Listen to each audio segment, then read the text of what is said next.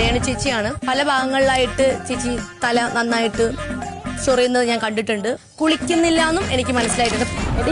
ഓ ചേച്ചി ഭയങ്കര ഇതായിപ്പോയി. വേറൊന്നും അല്ലടാ, സത്യമാണ്, എനിക്ക് ട്രീറ്റ്മെന്റ് ചെയ്യാൻ പറ്റിയില്ല. അപ്പൊ ഇനി ഒരു കാര്യമേ ഉള്ളൂ, ഞാൻ ഫിറ്റായിട്ട് പോവാം. കാരണം എനിക്ക് ഇവിടെ നിന്ന് കഴിഞ്ഞാൽ ഇതെല്ലാം നിങ്ങൾക്ക് പടരും. ഇല്ല, ബിഗ് ബോസ് പറഞ്ഞു വിടേണ്ട കാര്യം. എനിക്ക് ട്രീറ്റ്മെന്റ് വേണം, കുഴപ്പമില്ല. ബിഗ് ബോസ് എനിക്ക് കിട്ടാത്ത ഓപ്പർച്യൂണിറ്റി സാരമില്ല. എനിക്ക് ഇത്ര ദിവസം നിന്നല്ലോ, എനിക്കത് ഹൈജീന്റെ കാര്യത്തില് രേണുസുധിയുടെ തല മൊത്തം പേനാണ് എന്ന് പറഞ്ഞ അനുമോൾ ഒരു സ്റ്റേറ്റ്മെന്റ് പറഞ്ഞായിരുന്നു. ശരിക്കും ഇവിടെ പബ്ലിക്കിന്റെ മുന്നിൽ അങ്ങനെ പറയാൻ പാടില്ലായിരുന്നെന്ന് പറഞ്ഞ് എല്ലാവരും അനുമോളെയാണ് കുറ്റം പറയുന്നത്.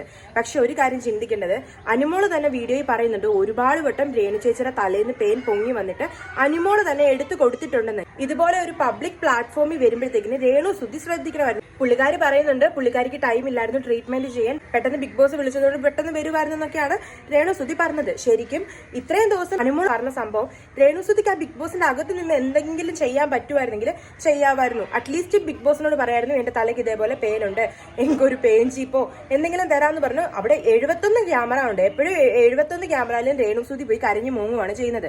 അറ്റ്ലീസ്റ്റ് ഈ ഒരു കാര്യമെങ്കിലും പറഞ്ഞു. നമ്മൾ കാണാറുണ്ട് ടാസ്കിന്റെ ടൈമിൽ അനുമോൾ പറയുന്ന പോലെ രേണുസുധി ഇരുന്ന് മാന്തുവാണ്. ഇപ്പൊ 3ാമത്തെ ആഴ്ചയിലോട്ട് നമ്മുടെ ബിഗ് ബോസ് വന്നിട്ടുണ്ട്.